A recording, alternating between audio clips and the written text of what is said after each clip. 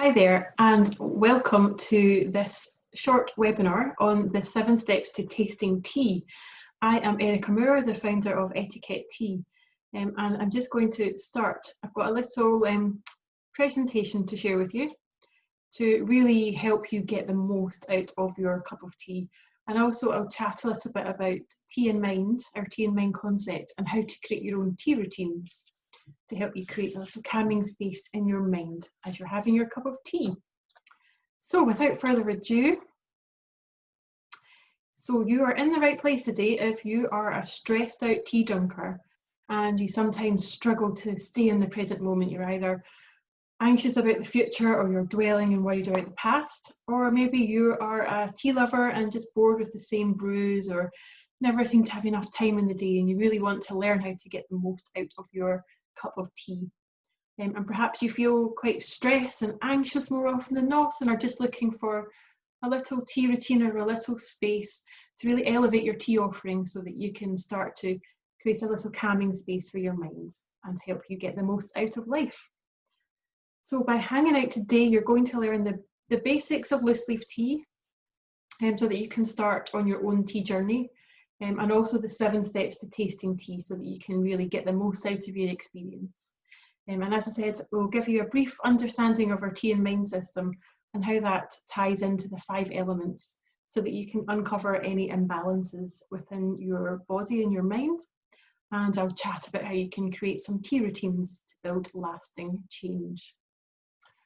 So this training is not for you if you are not interested in discovering more about the world of tea, or if you've just got it all together, you know it all, and you're not up for learning new things.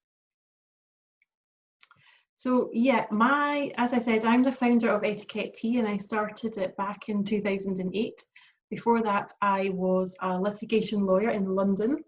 You'll see in the top left-hand corner here, that's Ally McBeal. So I watched a lot of that growing up, a lot of LA law, and I thought, whoa, this looks amazing, so fun, so exciting.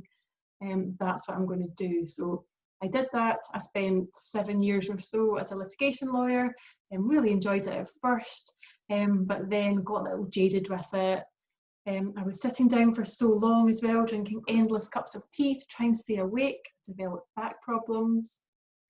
And to cut a long story short, I decided one morning that life was too short and I was going to find something that day that I was really passionate about, and I discovered whole leaf tea. And so I quit my job, went traveling to Sri Lanka and India, stayed with tea masters, and just really have been learning ever since then all about tea. And I opened our tea room, which is in the bottom left-hand corner here, in Frederick Street in central Edinburgh back in 2008. And then 3 years ago, we opened our retail store also in central Edinburgh on Rose Street. And then in between times, we also sell to the trade all over the UK and a bit overseas, and we sell internationally on our website. So that journey over the past 12 years, obviously there's been lots of ups and downs. As with everything, there's lots of hurdles and challenges to overcome. And I think that's sort of, what I've really discovered is through that period, it all starts with me. Everything really comes back to my mind and my mental attitude to things, and really how I use my mind to overcome those obstacles. So I learned so much through having to overcome various things that I decided actually I really got a lot out of NLP, or neuro-linguistic programming, so much so that I actually became a licensed practitioner. And I also practice meditation. I do it twice a day, every single day, and I've just found it absolutely beneficial. So yeah, it's really helped to transform my life and helped me carve out a little niche in a life for myself that gives me that freedom that I crave. So I can go traveling anywhere in the world, visiting tea gardens. The middle ones here, when we were speaking, that's the Deputy Mayor of Edinburgh speaking in Kyoto at a tea exhibition. And then, just the freedom to go surfing when I want, or go to my kids' sports days when I want. So it's allowed me to have that. But everything comes back to having a cup of tea and creating that little space and that little moment so that I can pause and really master my mind. So the first step on that journey is actually tasting tea properly. So if we think about how many cups of tea that you must have tasted over your lifetime, it's an awful lot. But how many of them have you actually tasted? How many of you actually paused long enough and really considered the wet leaf, the dry leaf, the liquor itself, the taste, and just having that little awareness once you do start on your tea journey, or once you get further down that road on your tea journey.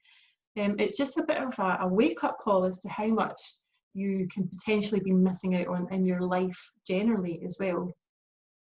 And that's something that when I first got into whole leaf tea, it was a real wake-up call for me. I just thought, wow, I've been going down this path, almost a blinkered path, almost with my eyes closed, and not actually made any positive, conscious choices about what I was really wanting. So again, that's something that really comes back to just pausing and asking the right questions and doing the right exercises. So as I said, it all starts with a cup of tea. And tea itself, we're referring to tea from one bush, which is called Camellia sinensis. So it's, yeah, lots of people don't know that all tea just comes from that one plant, which is absolutely incredible considering there are so many different varieties out there. So it's very much like wine in that respect. And the differences really depend on everything from the terroir, so the elevation of the tea garden, how acidic the soil is, the skill of the tea master, how it's been transported from their country of origin, whether it's China, India, Sri Lanka, wherever, all the way to where you are now, and how you've stored that tea, and finally how you're brewing and handling that tea. So anything that is not from the Camellia sinensis bush is actually not tea at all, nothing to do with tea. So that would be things like your chamomile or your peppermint, your rooibos, your fruit and herbal infusions. So with tea, there are, broadly speaking, 4 main types. So we've got black teas, oolongs, greens and whites.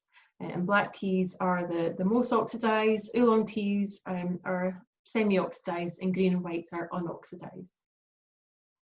So yeah, there are 7 main steps to building tea, and it's really a foundation on which we can build that balance, calm, vision, and then take it into action through little tea routines that we encourage our customers to do while they're waiting the 3 minutes or so for their tea to brew. And just by practicing this every day, you'll start to have more confidence in your tasting abilities. You will start to trust your tastes and bring more mindful awareness to those everyday moments as well. So here are the 7 steps. First of all, we've got the appearance of the leaf itself, then the brewing process, and then we're going to look at the liquor itself, and then the taste, followed by the flavour profile, then the mouthfeel and aftertaste, and finally, and I think the most important, is feelings. How does drinking that cup of tea make you feel afterwards? So the first step then is appearance, and this picture here is the Camellia sinensis, that's the little tea flower there. So some simple tips then. When you're looking at the appearance of a tea, if you drink any sort of generic tea bags, I would really encourage you to grab one and rip it open and have a look inside, and then compare it to a whole leaf black tea, like maybe a breakfast blender or something comparable. And you will see that the difference is marked. I'm just going to open black tea here. So with a tea bag, it's got to be crushed and cut into such tiny pieces that it actually fits in the tea bag itself. Just going to pop that back on. Yeah, so it's got to be cut into tiny little pieces so that it's got room to move around within the tea bag itself. But when you're talking about whole leaf tea, we want tea that's a lot larger in size. So this is a keep the heat. I can never get the camera angle right on this. There we go. This is a keep the heat black tea, which is a blend of Assam and Darjeeling with some heather flowers and some meadow sweet. But really you want to look at the particle sizes itself. You're looking for something that's There we go, that's a bit better. Yeah, it's quite hard to see on video, but do it yourself. Just compare a whole leaf tea with a ripped up tea bag tea, and you'll really start to see the difference. So you don't want anything that's too dusty. You might notice if it's got little bits of stalk in it where it's been plucked further down the tea bush. So ideally you're looking for the very tops of the tea bush. You want the bud and the first two leaves, and maybe slightly further down, but no more. Otherwise you're going to get the stalk of the tea, which is not going to add to the flavour very much. Just go back to that. There we go. So yeah, apart from looking at the shape as well and checking that they're all quite a uniform size, look at the colour of the dry leaf. And what does it tell you about it? So you can tell whether if it's a really sort of dark tea, then it's likely to be black or a very oxidized oolong tea. If it's green, obviously green tea, and if it's got sort of downy hairs on it, it might be really early sort of white silver needles, something like that. So you can tell an awful lot about the colour itself and also the texture of the tea. And just as you're going along, if it's something that you're looking to develop your palate and to build up your confidence in, I would encourage you just to choose a nice notebook and just make it just for your tea tasting, and nobody else has to look at it, but just keep a little note of the dry leaf, the wet leaf, the liquor, and your thoughts and your feelings and what comes up for you as you are tasting them. It's also a really good idea to make sure that you note down how you've actually brewed those teas so that you can go back to it and compare like for like if necessary. So there is actually an industry standard for professional tea tasters. They use little porcelain vessels, and we always brew out the same amount of tea, brew it for the same amount of time, and the same liquor, the same amount of water as well, just so that you can compare like for like, because quite often you're comparing different batches of the same tea and you've got to notice little subtle differences. But if you're doing it at home, just however you would normally drink it, so whether it's in your mug and you're using an infuser, or whether you've got a nice teapot, or maybe you're brewing it in a Chinese gaiwan, whatever it is, it doesn't matter, but you will get different. How you brew it will make the taste of the tea taste slightly different. And again, notice the differences. Notice what works for you. Do you like your tea particularly strong? Do you like to leave it in for a little bit longer, or do you prefer it brewed quite short in a gaiwan, where you can infuse it for a minute and then keep re-infusing it? Just good to be aware of what works for you. And then second of all, the liquor itself. So once you've brewed your tea, have a really good look at the liquor, and you want something that's nice and bright, nice and clear. There's not too much dusty sediment in the bottom. Make sure it's nice and shiny as well, and have a really good smell of it. We can tell an awful lot about a tea by the smell. And also look at the wet leaves themselves. Have a little nibble on one as well. You can tell an awful lot about a tea by tasting the tea leaves. And again, the smell. What does it remind you of? How much have they unfurled?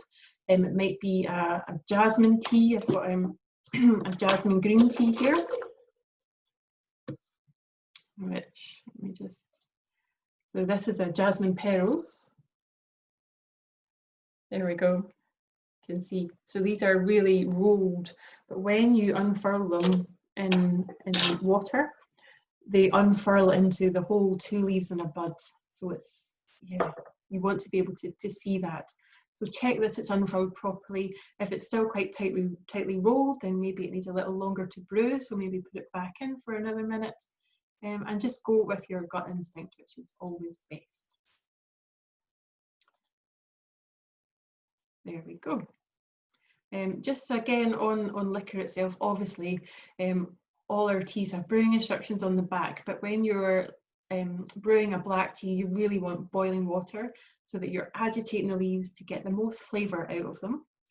Whereas if you're brewing a green tea or a white tea, you want the water to drop to about 80 degrees so that you don't burn the leaves.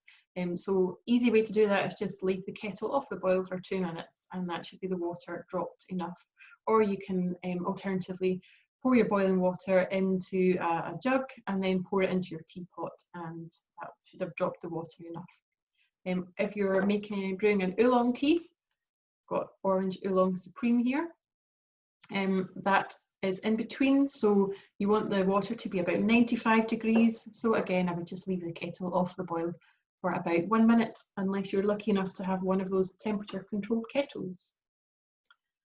And then taste. So yes, there's lots of different ways to taste tea, but essentially it's very like wine. You want to really slurp it. You're wanting to get as much of that liquid right to the back of your throat and swirl it really round your mouth, taking a lot of air, so you're aerating it as loudly as you can.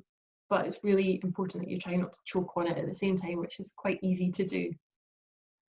So yeah, really sort of take a deep breath in as well, so you get the smell, because that really adds to the flavour profile that you're going to get. So yeah, obviously we've got lots of different receptors on our tongue for all the usual flavours like sweet, salty, acidic, bitter, and then also the fifth element, this sort of savoury taste, often referred to as umami. And often you get an initial taste with your tea, but quite often there's different layers to it, particularly depending on how you've brewed it. So you'll get a lot from the smell, and then you'll get an initial sort of the head notes, and then maybe the body of the tea, depending on, particularly if it's a black tea, it might have quite a full body in the middle, but then quite often at the end there are little end notes or tail notes. So just slow down the process and really start to be aware of the different flavours that come through. You can use a flavour wheel as well, which is quite useful. There's one there from the Australian Tea Masters Association, which just helps to break it down as to whether it's earthy or vegetal or grassy or fruity or spicy. But yes, again, go with your gut instinct, and a lot of people relate their flavour that they can taste back to something that they've had before, or something that it reminds you of. And then step number 6 is to be aware of the mouthfeel and the aftertaste. So does it coat your mouth? Is it quite astringent and sharp, or is it quite creamy and milky? Is it maybe like a deep Assam that really coats your mouth and leaves it quite creamy? Or is it quite puckering, quite astringent, like maybe perhaps a green tea? And then also the aftertaste as well. When you're really aerating your tea as you're drinking it, you can quite often get that aftertaste that lingers. It's particularly strong with a lot of oolong teas. It's one of my favourite categories, oolong teas. And you can often taste that aftertaste for quite a while afterwards. So yeah, something else to be aware of. And then the final step is feelings. So once you have drunk your tea, or as you're in the process of drinking it, really be aware to how your tea has made you feel. Has it made you really energized and focused and ready to crack on, or has it soothed you and relaxed you? Or maybe it's doing both at the same time, which is entirely possible due to the amazing chemical properties of the tea plant. So there we have it. That's a quick whiz through the 7 steps to tasting tea. So just to recap, you're looking at the appearance of the dry leaf and the wet leaf, and then brewing it properly according to which type of tea it is, and make sure you're brewing it for the right amount of time with the right temperature of water. Also, water quality is very important. If you can get your hands on soft water or water that's been filtered slightly, that's even better. And then you're looking at the liquor itself. Is it a nice bright clear colour? What smells do you get? Look at the wet leaf itself, and then you're ready to taste it. And just really trust your instincts, trust what you're telling yourself, trust your intuition. And then look at the flavour profile. Is it earthy? Is it sweet? Is it fruity? Is it quite grassy? Is it more seaweedy? And you can start to tell a lot about a tea by that. And then looking at the mouthfeel and the aftertaste. And finally, how does it make you feel? So there you go. That is, yeah, I just wanted to touch on very briefly about tea routines that I mentioned earlier, which all comes down to our tea in mind concept, which is based on the ancient 5 Chinese elements theory. So the Chinese elements basically all relate to, it's all related to how everything in nature is connected to each other. So those 5 elements are fire, earth, metal, wood and water. And each of those elements in turns relate to different things, like different parts of your body, different seasons, even different phases of the moon. And we can relate each of them to a different type of tea. And then the beauty of it is while your tea is brewing for the 3 minutes or 5 minutes or whatever is recommended, that you do a little tea routine while you're waiting for your tea to brew. And it's just an exercise to help you rebalance and to calm your mind. So for example, if you were feeling particularly overwhelmed, you might like to, overwhelm relates to the earth element, and it also points to a potential imbalance within your stomach and spleen area. So that would in turn relate to a black tea. So we would suggest a tea routine while your tea's brewing of some simple box breathing. So that would be just breathing in for 5 seconds, holding it for 5 seconds, breathing out for 5 seconds and holding it for 5 seconds, and just repeating that for as long as you can, but at least for the 3 minutes while your tea's brewing. And just these little tiny habits, if you keep building on them every day, then you'll find that they actually make a big difference and you can start to stick to them. So yes, we've got lots of information as well on our website about different tea routines and how they relate to the 5 elements and our tea and mind system. Yeah, it's all about just choosing a little tea routine today. So whether it's a breathing exercise or whether it's just you, perhaps a good one if you're going to start tasting, trying to develop your way of tasting tea. Maybe it's just slowing down and doing it as mindfully as possible, that would be a good routine to do. And yeah, benefits are you can start to be more aware, more alive in the present moment. And it just gives you that space, that little sanctuary that you can go to wherever you are, whatever's happening, just to calm your mind. And even just for 3 minutes, it makes a world of difference. And also you've got the beauty of being able to taste lots of different teas, all from the comfort of your couch. And you can create little habits that create lasting change. So there you go. We are on, you can get me at hello@eteaket.co.uk or on social media at eteaket. And if you've not yet embarked on our tea journey, where we let you taste different teas every month and talk you through a tea routine with a little habit tracker as well, do check that out. So thank you for listening, and hopefully I will see you at another webinar soon. Thank you.